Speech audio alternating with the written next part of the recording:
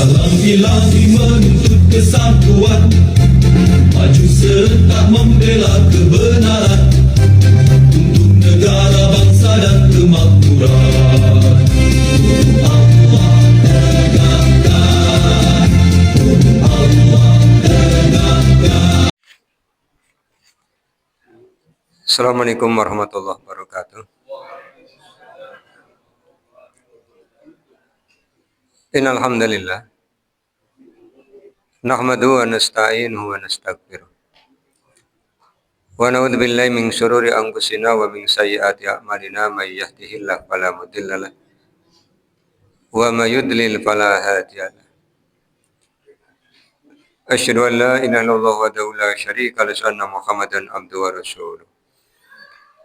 Allahumma shalli ala Muhammad wa ala ali Muhammad kama shallaita ala Ibrahim wa ala ali Ibrahim wa barik ala Muhammad wa ala ali Muhammad kama barakta ala Ibrahim wa ala ali Ibrahim innaka Hamidum Majid. Bapak dan Ibu yang mudah-mudahan dirahmati oleh Allah. Syukur alhamdulillah melesaniasa kita panjatkan kehadirat Allah Subhanahu wa taala atas limpahan nikmat yang telah Allah berikan pada kita, termasuk di dalamnya nikmat sehat dan nikmat sempat. Dua nikmat yang kata Rasulullah sering membuat orang lupa, Bapak Ibu. Ketika diberikan sehat, itu suka lupa diri. Nanti ketika kesehatannya diambil, baru ingat. Kemudian baru mengajukan kepada Allah banyak janji. Nanti kalau sembuh mau begini, diberi kesembuhan, ya biasanya lalen. Makanya ketika sehat, manfaatkan sebesar-besar ketaatan kepada Allah Subhanahu wa taala. Kemudian ketika sehat juga dipedomani apa yang telah Allah atur dalam Al-Qur'an, wabil khusus perkara makan minum, Bapak Ibu ya. Allah sudah memberikan catatan yang boleh dimakan yang halal dan baik. Tapi kadang-kadang ketidakmampuan mengendalikan diri. Kata Nabi Yusuf itu, innan nafsa la'ammaratun bisu'i illa ma rahima rabbi. Sesungguhnya jiwa itu cenderung menuju kepada keburukan, kecuali yang dirahmati oleh Tuhanku. Ini takdirnya, ketentuan Allahnya, cuaca lagi siangnya oleh Allah dibuat panas, malamnya Allah turunkan hujan. Ketika Bapak Ibu tidak bertawakal, memperturutkan hawa dan nafsu, siang hari panas biasanya kan es enak gitu. Seger-seger kan. Nanti malamnya mulai ganing tenggorokan lara ya. Barang lara yang disalahkan esnya gara-gara es ini. Ya bukan gara-gara es. Gara-gara tidak patuh kepada aturan Allah, halalan thayyiban. Ya. Senangnya kalau sakit kan cari kambing hitam. Oke, permangan apa gitu. Pas makan tidak menyalahkan makanan, pas meriang makanannya disalah-salahin. Makanya taati Allah ya. Perkara sudah hati-hati oleh Allah tetap diuji dengan sakit, ya diterima dengan penuh kerelaan. Karena kata Rasulullah SAW, tidak ada sesuatu yang menimpa orang beriman melainkan kafarat atas dosa-dosanya. Walaupun hanya tertusuk duri. Syaratnya apa? Saddidu wa qoribu. Ya, semakin bersungguh-sungguh dan semakin dekat dengan Allah. Jadi kita syukuri nikmat Allah berupa sehat dengan memanfaatkannya untuk mentaati Allah SWT. Juga sempat Bapak Ibu. Karena hidup itu kesempatan. Ketika kematian datang, kesempatan selesai. Jangan sampai seperti yang Allah ceritakan di Al-Quran surah An-Naba, ketika mereka yang tidak beriman, kemudian diperlihatkan kepada mereka siksa, baru mereka mengatakan kepada Allah, wa yaqulu ya laitani kuntu turaba. Jadi mereka mengatakan, seandainya dulu ketika hidup tidak jadi manusia, pengennya jadi apa? Jadi debu. Tapi ketika hidup, petakilannya luar biasa. Perangsane orang pada mati dia. Ya. Jadi kesempatan yang Allah berikan kita manfaatkan. Salawat salam dan keberkahan kita mohonkan kepada Allah agar senantiasa tercurah kepada Rasulullah Muhammad SAW dan keluarganya, sebagaimana Allah telah mencurahkan salawat salam dan keberkahan kepada Nabi Ibrahim alaihissalam dan keluarganya. Tidak lupa mengingatkan Bapak Ibu yang belum menyelesaikan saum 6 hari di bulan Syawal, masih ada beberapa hari ke depan. Yang sudah ya, yang belum silakan diselesaikan.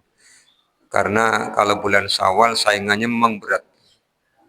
Saingannya satu halal bihalal itu kan saingan. Reuni, kondangan itu. Jadi itu saingan. Tapi itu semua ya tergantung kembali kepada nawaitu. Kalau nawaitunya kuat, insya Allah kuat. Karena orang mampu atau tidak melaksanakan saum, di samping memang badannya sehat, juga keniatannya kuat. Bukan karena sahurnya banyak terus puasanya kuat, enggak. Mau makan sahur sebanyak apapun, jam 9.10 mesti lapar. Karena sunatullahnya begitu. Jadi 4-5 jam ya habis. Jadi tergantung kepada keniatan. Silakan yang belum, masih ada waktu dalam rangka mentaati Rasul dan menggapai kebaikan seperti orang berpuasa 1 tahun. Karena kita kan tidak boleh puasa setahun penuh. Sepanjang tahun tidak boleh puasa. Haram. Tapi bisa mendapatkan pahala puasa setahun. Syaratnya 1 bulan Ramadan ditambah 6 hari di bulan Syawal. Itu sebagai pengantar, kita akan lanjutkan hadisnya 945. Masih pada Kitabul Khauf, babnya sholat ketika mengepung benteng dan ketika bertemu musuh. Haddatsana Yahya qala haddatsana Waqi'un an Ali ibn Mubarakin an Yahya ibn Abi Katsirin an Abi Salamata an Jabir ibn Abdullah qala. Ini yang bercerita adalah sahabat Jabir bin Abdullah. Dia berkata, Ja'a Umaru, Umar telah datang. Umar di sini maksudnya adalah sahabat Umar bin Khattab ya. Yaumal Khandaqi, pada perang Khandaq. Perang Khandaq juga disebut sebagai perang Ahzab. Karena orang-orang Quraisynya itu gabungan. Kalau sekarang istilahnya sekutu. Jadi mereka mengajak hampir 10.000 pasukan untuk mengepung Madinah. Tetapi oleh Allah SWT, Rasulullah, orang-orang beriman diberikan pertolongan dengan mengirimkan hujan campur badai. Sehingga orang-orang Quraisynya dan sekutunya terpaksa mundur kembali ke Makkah. Di hari perang Khandaq itu, faja'ala, kemudian Umar menjadikan yasubbu kuffaro Quraisyin. Yasubbu itu mencaci, mencela. Maka Rasulullah SAW itu menyampaikan peringatan, sibabul muslimi fasikun. Mencela, mencaci maki orang muslim itu hukumnya fasik. Jadi orang yang mencaci maki saudara muslimnya oleh Rasul diberikan predikat fasik. Wa qatiluhu kufrun. Membunuh orang muslim menyebabkan orang yang membunuh ini menjadi kafir. Karena muslim itu kan bersaudara. Maka di hadis ini yang dilakukan oleh Umar adalah mencaci orang-orang Quraisy. Kenapa dia mencaci orang-orang Quraisy? Dia mengatakan Rasulullah wa yaqulu ya Rasulullah, ma shallaitul asra. Aku belum sholat asar. Hatta sehingga kadatis syamsu antagiba, hampir-hampir matahari terbenam. Jadi saking sibuknya dalam perang sampai-sampai tidak sempat untuk sholat asar. Penyebabnya apa? Ya orang-orang kafir ini.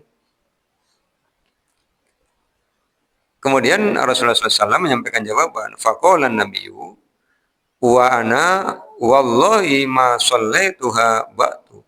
Kata Rasul, dan saya demi Allah juga belum sholat. Jadi belum sholat asar. Ini terjadi sebelum turun Al-Quran surah An-Nisa 101-102. Jadi sebelum ada rukhsah untuk sholat dengan cara sholatul khawfi. Maka sholatnya ingin dikerjakan seperti biasa. Hanya kalau dalam keadaan perang tidak memungkinkan sholat, akhirnya ditunda.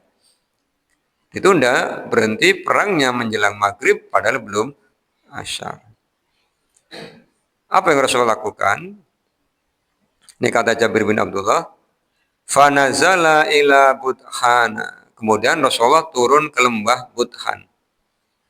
Fatawad doa, beliau berwudu, wasallal asro, kemudian sholat asar, ba'da ma ghabati syamsu, setelah matahari terbenam. Jadi begitu selesai wudu, Rasul tidak langsung asar karena bertepatan dengan matahari terbenam. Itu kan di antara waktu-waktu yang diharamkan oleh Rasulullah untuk melaksanakan sholat. Satu ketika matahari terbit, yang kedua ketika matahari terbenam, karena berada di antara dua tanduk seton. Maka ditunda. Sama dengan di hadis tentang mawaqitus sholat. Rasulullah SAW ketika pulang dari peperangan, kemudian para sahabat merasa letih, mereka minta izin Rasulullah untuk berhenti istirahat. Rasulullah sudah menyampaikan kalau berhenti khawatir mereka tertidur. Padahal sudah hampir subuh. Kemudian Bilal menyampaikan, ya Rasul istirahat saja, biar aku yang jaga. Ini Bilal lupa, tidak mengucapkan insya Allah. Para sahabat kemudian berhenti, duduk, bersandar pada kendaraannya masing-masing. Yang namanya orang capek, sendian kan mesti lelet, Bapak Ibu. Ya, las. Kemudian Bilal juga bersandar pada kendaraannya. Sampai Rasulullah terbangun ketika sudah pagi, mataharinya sudah naik. Kemudian Rasulullah mengajak mereka untuk bergerak, berwudu, baru melaksanakan sholat subuh. Itu pernah terjadi. Artinya kalau di antara Bapak Ibu misalnya tidur saking capeknya, kemudian kesiangan, bangun, mataharinya sudah naik, itu masih boleh sholat subuh. Bagaimana kalau bangunnya duhur? Ya sholatnya duhur. Tapi ya kayak kebangetan ya Pak. Habis isya tidur, bangunnya duhur. Ya barangkali karena saking capeknya kan gitu ya. Suma kemudian sholal maghriba ba'daha. Kemudian Rasulullah sholat maghrib sesudah itu. Jadi begitu ingat itu masih belum masuk waktu maghrib ya. Hanya mataharinya hampir terbenam. Ditunda, nunggu terbenam. Baru kemudian mengerjakan asyar. Habis asyar kemudian mengerjakan maghrib. Ini peristiwanya tadi terjadi sebelum turun surah An-Nisa 101-102. Setelah turun An-Nisa 101-102, maka begitu dalam keadaan perang, masuk waktu sholat, sholat tetap dikerjakan. Walaupun dengan rokiban wa ima'an. Ini di bab yang kelima. Babu sholatit tolibi wal matlubi rokiban wa ima'an. Bab sholat orang yang at-tolibu. At-tolibu kalau dimaknai harfiah itu yang menuntut, yang mencari. Tolibun, pelajar. Tolibun. Tapi di sini diartikan orang yang mengejar. Kalau perang kan begitu. Jadi yang kalah kan diudak-udak. Atau ribu yang mengejar. Kemudian wal matlubu yang dikejar. Bagaimana cara mengerjakan sholatnya kalau sedang mengejar? Rokiban. Rokiban dimaknai dalam keadaan berkendara. Jadi pas ngejarnya naik kuda silakan sholatnya sambil naik kuda. Yang naik onta sambil naik onta. Terus bagaimana gerakan-gerakan sholatnya? Wa ima'an. Dengan isyarat. Ruku dicondongkan badannya. Sujud dicondongkan lebih dalam daripada ruku. Itu namanya ima'an. Sama dengan sholat di atas kendaraan di era sekarang, di atas bis, di atas kereta misalnya. Yang tidak memungkinkan untuk berdiri sempurna, duduk, bisa menggunakan ima'an. Atau ketika dalam keadaan sakit. Itu juga bisa dengan ima'an, sesuai dengan kemampuan.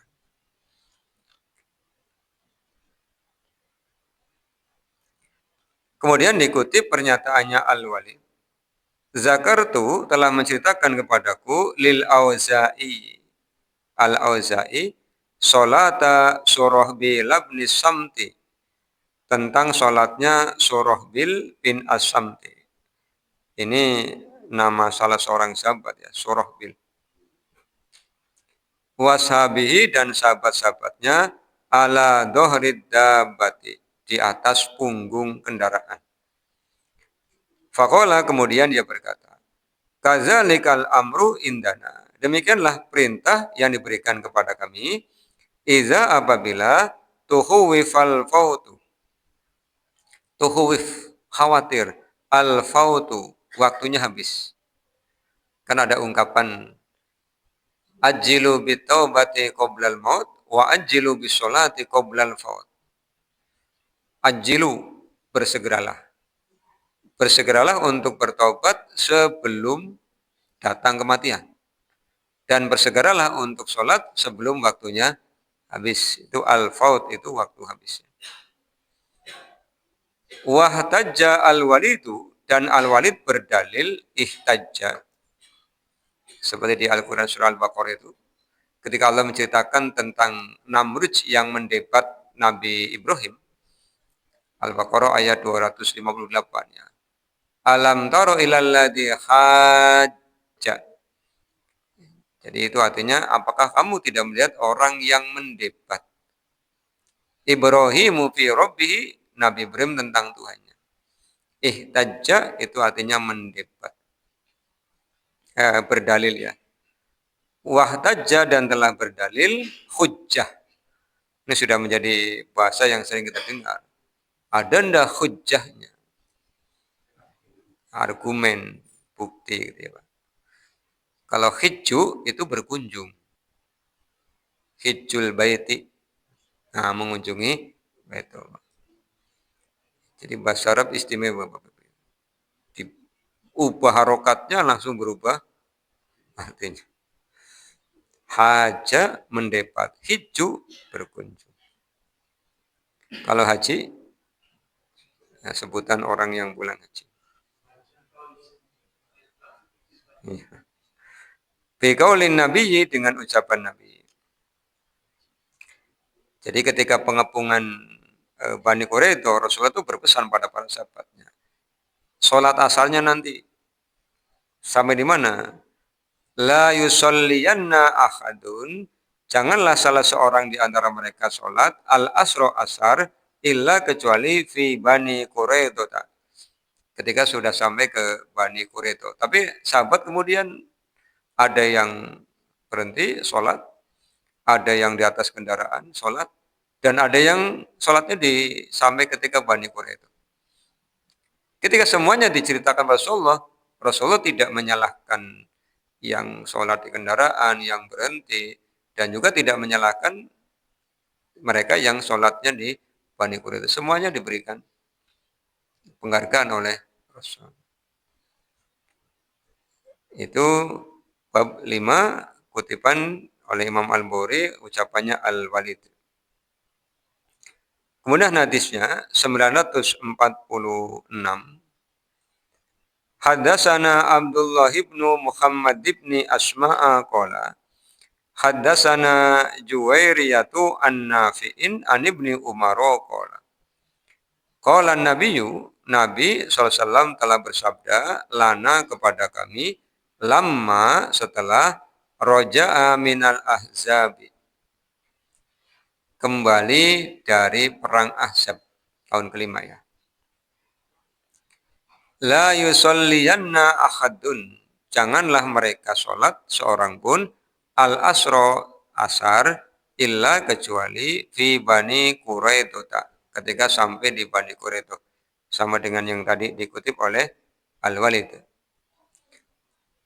Fadroka ba'dohumul asro. Maka sebagian mereka meninggalkan sholat asar. Menjumpai sholat asar. Fitoriki di jalan. Jadi sebagiannya kemudian ketika sholat asar datang, mereka sholat di perjalanan. Faqala ba'duhum, maka berkata sebagian mereka, la nusolli, kalau kami tidak akan sholat. Hatta sehingga na'tiyaha, kami mendapatkan. Jadi yang tidak sholat bilang, aku tak sholat engkau, sampai Bani Quraidah. Wa qala ba'duhum, dan sebagian mereka berkata, bal malahan nusolli, kami sholat. Lam yurad minna zalika, kemudian kami tidak disuruh mengulangi. Yang sudah sholat tidak disuruh mengulangi, yang belum sholat juga tidak dianggap keliru. Fadzukira lin nabi, kemudian diceritakan kepada Nabi, falam yu'annif wahidam minhum, dan seorang pun tidak ada yang diberikan, tidak ada yang dianggap salah. Jadi yang sholat di perjalanan ya dibiarkan, berarti benar. Yang sholat sampai kepada tempatnya Bani Quraidah juga benar.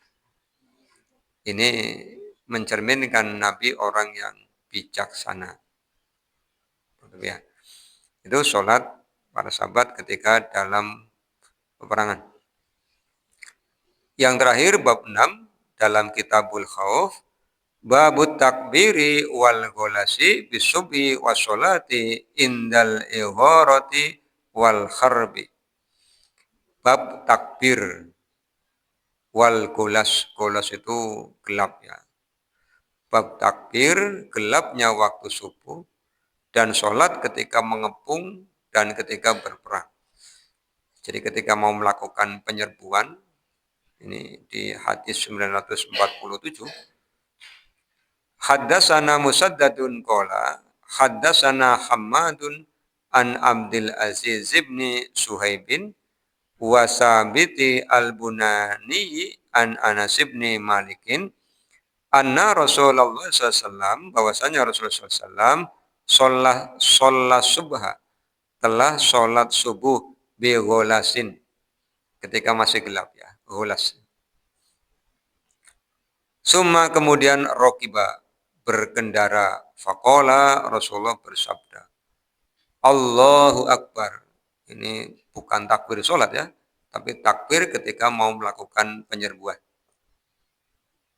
Allahu Akbar. Kharibat khaybaru, kharibat runtuh, khaybar akan runtuh.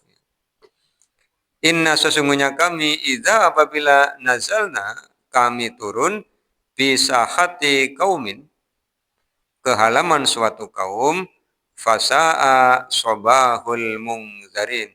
Fasa'a maka sangat buruk, sobahu pagi, al-mundarina orang yang diingatkan. Jadi sudah didakwai. Kenapa Khaybar diserang? Karena orang-orang ahli kitab di sana itu berkhianat. Quraidah juga berkhianat. Padahal mereka sudah diikat dengan perjanjian Piagam Madinah ya. Dalam Piagam Madinah, kalau ada serangan dari luar, mereka akan bahu-membahu untuk mempertahankan Madinah. Tapi Quraidah, kemudian ahli kitab Yahudi di Bani Nadir itu, di Khaybar, mereka main mata. berkhianat, mengirimkan korma kepada pasukan gabungan tadi. Rasulullah biarkan, karena apa? Ini fokusnya lagi ngadepi pihak luar. Begitu pihak luar dikalahkan oleh Allah, baru Quraisy itu diultimatum, ditaklukkan. Mereka disuruh meninggalkan Madinah.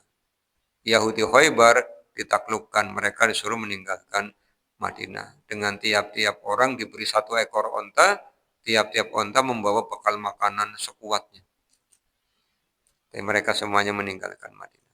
Karena apa? Berkhianat. Makanya kata Rasulullah SAW, kalau kami datang ke pekarangan suatu kaum yang sudah diingatkan apa? Diingatkan agar menepati perjanjian. Jadi di dalam Madinah tapi malah memusuhi Rasul. Ini kan berbahaya. Fakhoruju, kemudian mereka keluar, yas'auna, mereka berjalan, fisakaki, sambil membawa keranjang. Jadi orang-orang Yahudi di Khaybar keluar dari benteng pada membawa keranjang. Mau kemana? Mau ke kebun-kebun kurma. Kaget pagi-pagi diserang. Wayakuluna, dan mereka berkata, Muhammadun. Oke, Nabi Muhammad datang. Wal khomisu. Apa al khomisu itu? Al jaishu. Jadi Nabi Muhammad datang dengan al jaish, pasukan. Fadoharo alaihim Rasulullah, kemudian Rasulullah mengalahkan mereka. Fakotala al-muqatilata, fakotala, dan membunuh al-muqatilata, pasukan. Karena ngelawan ya akhirnya diperang. Wasabad daroriyah, dan menahan tawanan. Termasuk ada wanita bangsawan namanya Sofiyah binti Huwai al-Akhtab. Sofiyah. Kemudian datang sahabat namanya Dihyah al-Kalbi. Dia bilang, ya Rasul, aku minta tawanannya. Rasul bilang, ya ambil. Ngambilnya Sofiyah. Sahabat yang lain tidak terima. Ya Rasul, dia itu bangsawan. Harusnya buat panjenengan. Nah, akhirnya dia dipanggil. Dia kembalikan, ambil yang lain. Jadi Sofiyah tidak jadi diambil oleh sahabat Dihyah al-Kalbi.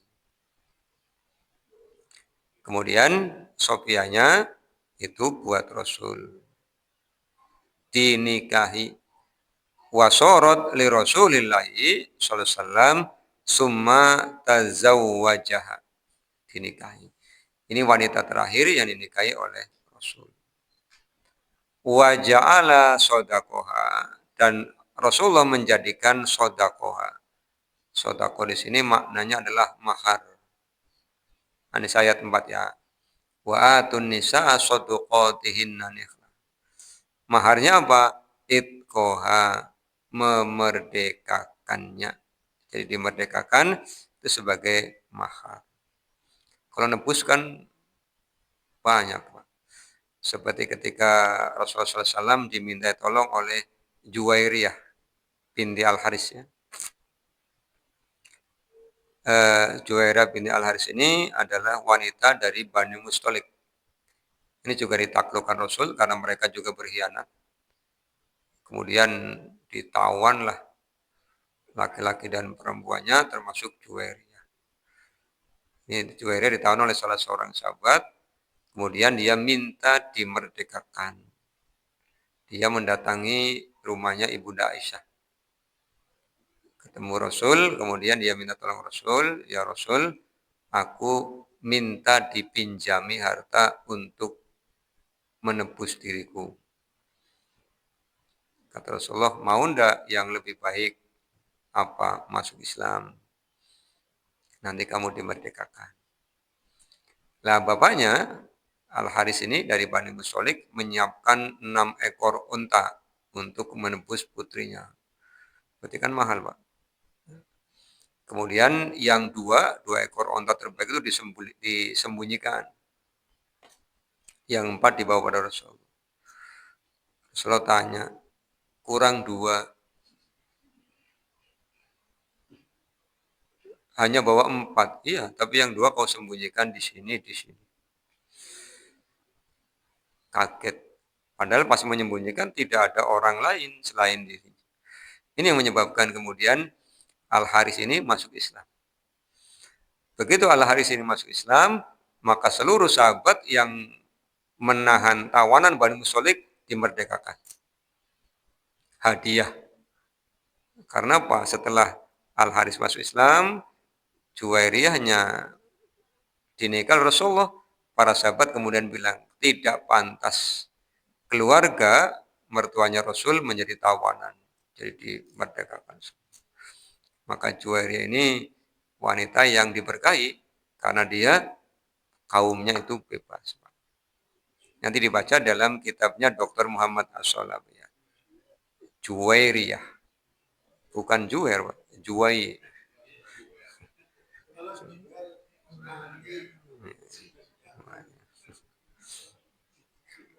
Juwairiyah. Ini diceritakan ya. Kemudian Abdul Aziz berkata kepada Sabit, "Ya Aba Muhammadin, anta sa'alta Anasan ma amharwa?" Apakah Anda pernah bertanya kepada Anas, maharnya apa? Qala, kemudian Abdul Aziz menjawab, amharuha nafsah, maharnya dirinya. Maksudnya apa? Memerdekakan diri. Itu maharnya. Fatabas sama, kemudian dia tersenyum. Selesai tentang kitab sholat khauf. Iya, ini dilaksanakan ketika dalam keadaan berperang. Ya. Ada pertanyaan? Tidak ada ya. Soalnya kita dalam keadaan aman. Kita ke bab 13. Ya. Kitabul Idaini. Kitab Al-Idain. Al-Idain berarti 2 id. Satunya Idul Fitri, satunya Idul Adha. Idul Fitrinya sudah berlalu. Ya. Beberapa pekan yang lalu. Idul Fitri. Idul Fitri terjadi setelah Ramadan. Kemudian yang kedua Idul Adha. 10 Dzulhijjah. Bab 1. Babun fil idaini wa tajammuli fihi. Bab pada 2 hari raya dan berhias padanya. Hadisnya 948.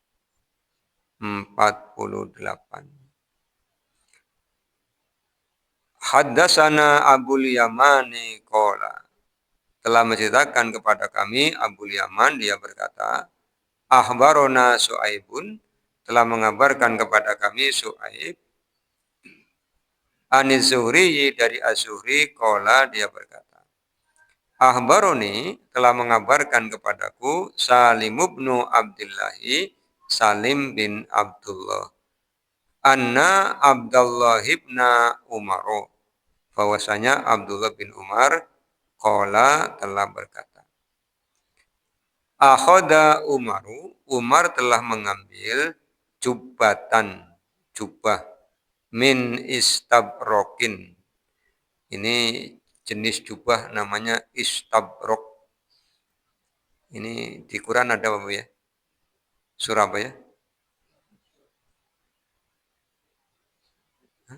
Surah apa ini? Yang ada istabrok. Itu jenis jubah ya. Terbuat dari sutra, namanya jubah istabrok. Tuba'u fisuki, yang dijual di pasar. Fakhodaha, kemudian Umar mengambilnya. Fa'ata biha, kemudian Umar datang dengan jubah istabrok tadi. Rasulullah SAW bertemu Rasul.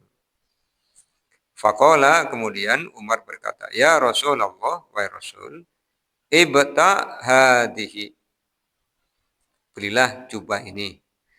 Jadi Umar melihat ada jubah yang dijual di pasar, kalau yang makai Rasul itu pas. Kita kan kadang-kadang melihat begitu Pak ya.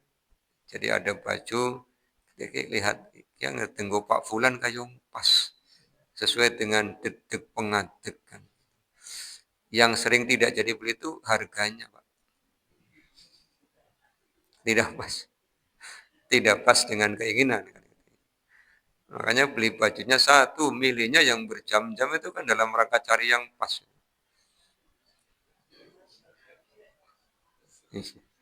Pengennya kan murah, bagus. Itu cita-cita semua orang itu begitu, murah dan bagus. Tapi kita tinggal di negeri yang sudah punya rumus. Apa rumusnya? Anarga anarupa. Larang dadi barang, murah dadi runtah. Ini rumusnya begitu. Jadi kalau bolak-balik, apik kok.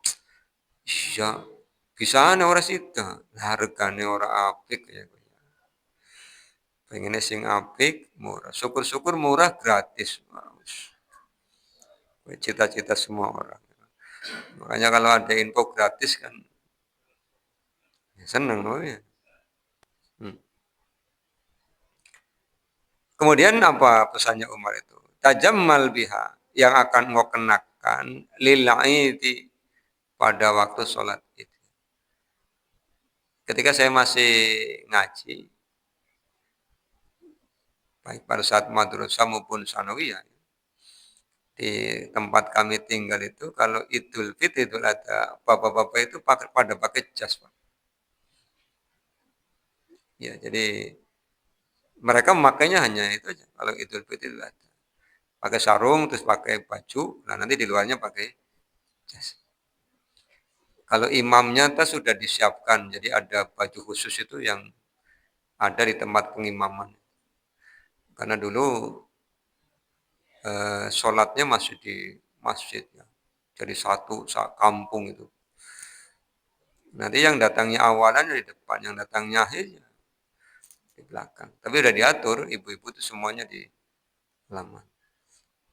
Jadi mereka benar-benar ingin tajamal ya. Berhias, berdandan, karena itu memang hari yang istimewa. Idul Fitri itu kan istimewa. Idul Adha juga istimewa. Kan setahun hanya 2 kali. Makanya saking istimewanya kan banyak orang-orang muslim yang mementingkan. Jadi walaupun 5 waktunya tidak komplit, tapi kalau Idul Fitri ya. Tapi alhamdulillah, alhamdulillah masih mau untuk melaksanakan sholat. Saking semangatnya kadang-kadang sarungnya masih ada capnya belum dilepas juga. Iya, gua sing guyoni kancane. Kowe capek? Oh iya kelalen. Iya, klambine si anak kantungan kayak regane ya kadang-kadang. Saking semangatnya. Ya enggak apa-apa. Pengen tajamal berhias. Umar melihat istabrok ini kalau dipakai Rasulullah pas.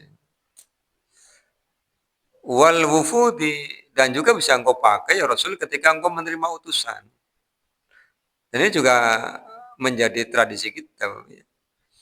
Kalau teman mau berkunjung ke rumah, teman biasa ya kadang kawasan, kadang kelambian. Tapi yang datang mau melamar, itu kan ya, iya. Kadang-kadang kalau orang jauh biasa, tapi yang luar biasa ini besanan dengan tetangga juga resmi Pak. Ganing dan panan sing lamar anak wadon, siapa sih? Kayak tanggane. Biasanya ngobrol bareng, kita resmi, acara resmi. Jadi mau menerima utusan. Terus nanti ngobrolnya formal.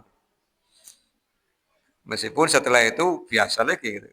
Jadi ada uruf bahwa ini memang acara yang serius. Menerima utusan ya serius. Ya. Karena apa? Ketika kita menerima utusan, ketika kita menerima tamu, sebenarnya kita sedang menghormati diri sendiri.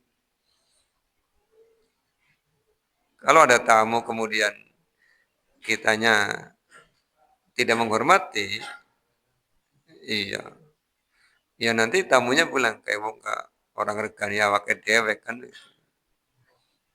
Ya, jadi meskipun lagi ndebleh misalnya gitu ya. Ndeblehnya berarti ngeligo, sarungan ora kelambian, begitu ada tamu ya nggak tak kelambi. Atau tadinya hanya pakai kaos lengan pendek, ini mau ada tamu pakai baju lengan panjang, itu bagian dari menghormati tamu, memuliakan mereka. Faqala lahu Rasulullah SAW, kemudian Rasul berkata kepada Umar, Innama sesungguhnya hadihi, ini sutra bukan sutroh ya. Sutra libasun pakaian man untuk orang la khalaqalahu yang tidak ada bagian untuknya nanti di akhirat. Jadi Rasulullah SAW itu diharamkan oleh Allah, termasuk laki-laki mukmin diharamkan oleh Rasulullah SAW tidak boleh mengenakan pakaian dari sutra. Karena kalau sudah mengenakan pakaian dari sutra, nanti la khalaqalahu di akhirat tidak diberi. Jadi bapak-bapak tidak usah membeli pakaian dari sutra. Kalau pengen pimin Pak. Kalau pengen maksimal seukuran 2 jari ini. Ku apa? Papa nama kan. Anak sutranya anaknya papa nama sutra. Kan ini sajul teman. Ku tambah pengen. Oh sutra kecil. Iya, jadi apa namanya? Rasulullah melarang ya. Fala bisa Umaru, kemudian Umar diam. Ketika Rasulullah bilang, enggak. Masya Allahu ayyal basa. Apa yang Allah kehendaki, Umar diam. Setelah peristiwa ini, di lain kesempatan, summa kemudian arsala ilaihi. Rasulullah mengirimkan kepada Umar, Rasulullah SAW, bijubbati dibajin. Ini juga sutra. Kalau tadi jubah namanya istabrok, kalau ini namanya jubah dibaj. Jubah dibajin. Ini juga jenis sutra ya. Faqbala biha Umaru. Nah, kemudian Umar datang kepada Nabi sambil membawa sutra. Umar bingung. Kemarin tak sarankan beli, tidak mau, ini malah saya diantar. Terus Umar tanya, ya Rasulullah, innaka kulta, sesungguhnya panjenengan telah mengatakan, innama hadi libasu man la khalaqalahu. Pakaian ini tidak akan diberikan orang yang tidak dapat bagian di akhirat. Warsalta ilayya bihadhil jubati. Tapi engkau mengirimkan kepadaku jubah ini. Rasulullah kemudian menjawab, tabi'uha, engkau boleh menjualnya. Jadi sutra itu haram dipakai. Tapi kalau bapak ibu, bapak-bapak, kalau ibu-ibu boleh pakai. Jadi ada dua yang ibu-ibu boleh pakai, bapak-bapak tidak boleh. Yang pertama sutra, yang kedua emas.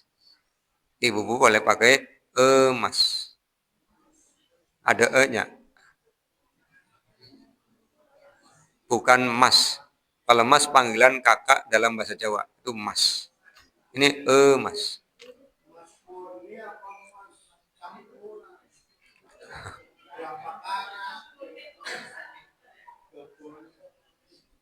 Judulnya emas. Mau murni, mau campuran. Kalau ada emasnya tidak boleh.